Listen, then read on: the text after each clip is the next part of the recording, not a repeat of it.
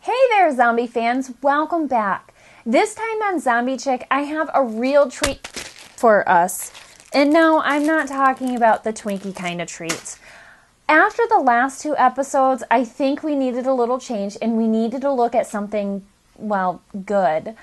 Our treat for today is the one, the only, the 1932 White Zombie. And no, I'm not talking about Rob Zombie's band, who coincidentally was named after this beautiful little talkie itself. I'm talking about a film directed by the Halperin brothers and starring Bela Lugosi himself. Are you as excited as I am about this? I hope so. Now, there may be some of us that are thinking, whoopee, so what makes this zombie film any different from the rest? Some of you might be thinking exactly that. Let me explain. White Zombie was the very first zombie movie. Yeah, you said that about Night of the Living Dead. No, I stated Romero's Night of the Living Dead, the black and white film that really started it all. A classic of the zombie genre. Romero coined the classic zombie. George Romero created the zombie as we zombie fans love it today. Those that rise from the grave and lovingly devour on the living. Yum. Well, is there any other kind? Well, of course there is. There's actually a few different kind of zombies. White Zombie focuses on the voodoo zombie, a mindless, heartless, numb creature created to do a person's bidding. Now really, are you done interrupting me? Oh, so it's kind of like Weekend at Bernie's too. White Zombie is about a young couple, Neal and Madeleine, that go to Haiti to get married. Madeleine and I planned to be married the moment she arrived, but Mr. Beaumont persuaded us to come here. He promised to take me out of the bank at Port-au-Prince and send me to New York as his agent. We learned from the missionary that Mr. Beaumont is not the type of person that usually lends a helping hand out to people. And in a few minutes, his intentions become very clear. It was very good of you, Madeleine, to humor the whim of a lonely man. There was so little time to prepare. I couldn't do half the things I wanted to do for you. So this Beaumont character's in love with Madeleine? Exactly. Apparently love at first sight. This movie's a little bit like Something About Mary in that regards. Nobody can be in Madeleine's presence for too long without falling madly in love with her. So Mr. Beaumont offers his house for the couple to get married in so that he can persuade Madeleine to marry him. What a sly dog. No, that's what we girls call a creeper. Before the wedding ceremony, Mr. Beaumont decides to go see the local mill owner for some assistance, who just so happens to dabble in the black arts. Now, the local mill owner, Murder Legendre, is not a man to be trifled with. Wait, his first name is Murder? It appears to be so. He is a man that strikes fear into the Haitian people because of what he does to people. He turns them into the walking dead. Mr. Beaumont learns that there is only one way to make Madeleine his, if that is what he truly wishes. Only a pinpoint, Monsieur Beaumont, in a glass of wine, or perhaps a flower. Mr. Beaumont goes back to the estate and tries to persuade Madeleine to marry him instead of Neal before he has to turn to other drastic measures. Only a pinpoint, Monsieur Beaumont, in a glass of wine, or perhaps a flower. After the ceremony, Murder Legendre comes in to perform his magic, and Madeleine dies.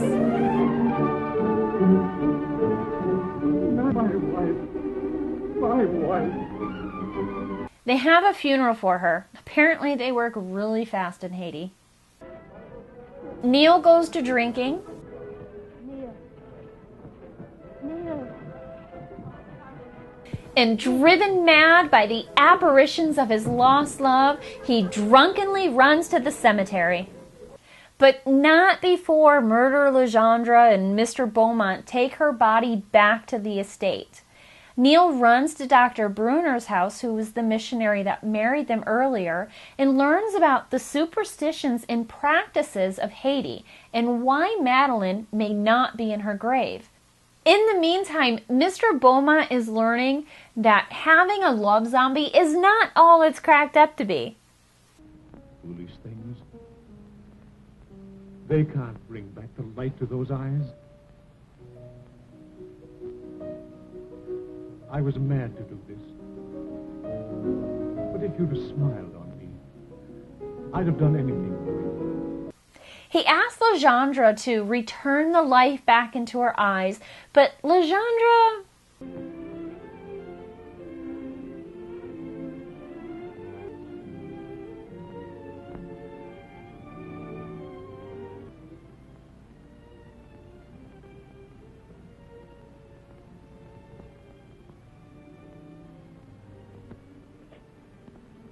Oh, hold on. He's not going to really drink that, is he? Why? Well, I think Legendre has the hots for Madeleine, and he's looking to take Beaumont out of the picture. I mean, you saw how he grabbed that glass.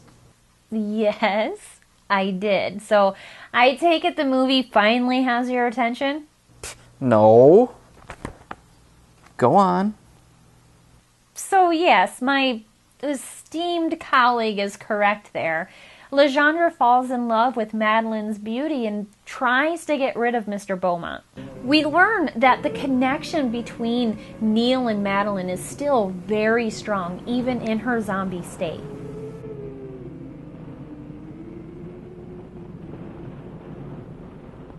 And Neal follows his heart. The very ill Neal makes it into the castle and into the room with Legendre and Mr. Beaumont, and then collapses on the stairs.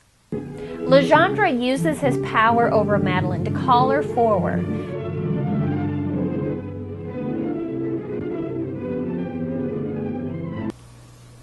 Upon looking at her what are you doing? Nothing. Okay. Upon looking at her lover's face, Madeleine is unable to follow through with her master's wishes, and try as he might, Legendre is unable to make her do his bidding. Madeleine runs out to a ledge to possibly throw herself into the ocean below. Neal follows after her and grabs her just in time off the edge. Legendre, realizing that he will never have full control over Madeleine as long as Neal is alive, calls in his other servants to take Neal out as well. Neal fights back. Dr. Bruner shows up, knocking Legendre upside the head, and the zombies all walk over the edge like lemmings.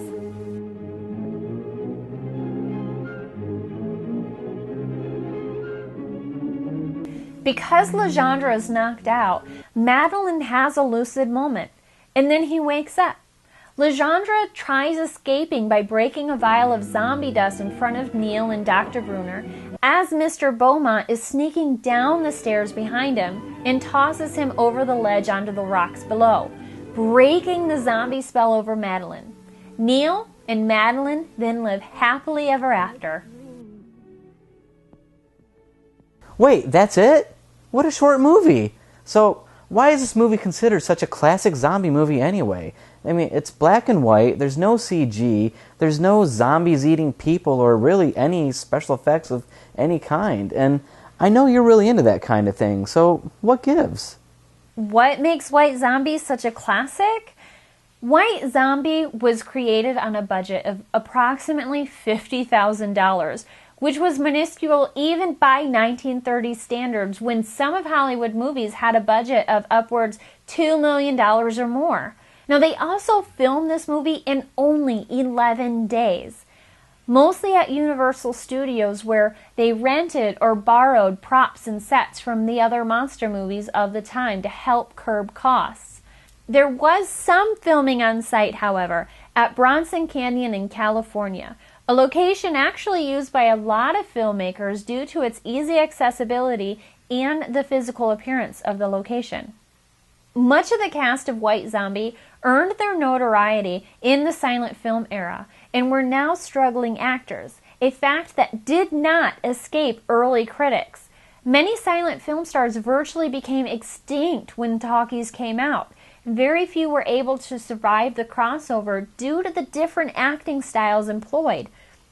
Many critics, even if they did have something nice to say about the movie, thought that the acting was just horrific. Personally, I'm of the school that thinks the acting adds to the story because the characters and their actions tell the story, not the script. Now, moviegoers today, upon viewing White Zombie, may think that it's a little slow or that it drags in places, but watch the expressions and the movements of the actors. There's a lot of dialogue going on there, even if it's not spoken. And quite frankly, I think this makes for a much more intellectual film when the viewer has to actually view and process the information rather than having some character tell them exactly what's going on at any point in time. Another thing that I really enjoy about this movie is one can see the inspiration of German Expressionism in the cinematography. And as an former art teacher, seeing such beautiful influences is really quite an exciting prospect for me. From the elaborate sets, to the deep looming shadows on the bar wall, to the symbolism, to the obsession of the eyes telling the story, to the strange transitions, it all blends beautifully with the acting to tell a great story. Now, of course this film has its mistakes. Now you have to remember that the budget was just this big. The compositing in the scene that takes place on the cliff is very rough. But the fact that they're even attempting a scene like this is impressive. And the story still speaks very loudly over the roughness of it. Now this roughness, it is a common occurrence throughout the movie, and you'll notice strange jumps where scenes had been cut and the film doesn't quite go together. Keep away from that man, sir. But what you're planning is dangerous. Don't you suppose I know that, Silver? As well as the fluctuation in the sound. But remember, these are occurrences that are also happening in other movies of the era. So just be prepared when you're watching this movie. Now, Dr. Bruner has some difficulties. He stumbles his lines in many of his scenes, but I think that it just adds to his role of comic relief. No, not her body, yes, but not her dead body. And yes, that tombstone did wiggle as Neal pushed past it. And my favorite, the condensation issuing out of the actors' mouths as they speak when they're supposed to be in Haiti. But really, can you nitpick when you have such beautiful shots as the one with Neal and Dr. Bruner in the study? The camera starts out behind Neal's back, and this is all completed in one beautiful shot. As they're talking, the camera sweeps back to get the wide shot of the room, and then as the conversation goes forward, the actors position themselves back into their original spots. The camera sweeps back around to its original spot as well, and Neal closes that scene. This is cinematography that you just don't see anymore in today's film. It's absolutely beautiful. Now, the reason this is a classic horror movie is because it still holds up today, even without it being in color or having CG or the special effects. They had to utilize some very creative techniques because of their low budget. After all, necessity is the mother of invention. Time and time again, low-budget independent films prove this to us. The camera is allowed to be a fly on the wall, allowing the cinematography to tell the story. catching the expressions and the movements and the feelings of the actors rather than just having them spew out line after line after line. I mean, it truly is a lost art form anymore. I urge you to watch White Zombie and let me know what you think about it at zombiechick.reviews@gmail.com. Now, if you haven't watched this yet, you don't know what you're missing. It's only an hour and 6 minutes long, and the time flies by. It's on Netflix streaming, and I promise you, it's worth a watch. I'm watching it right now. Bela Lugosi's down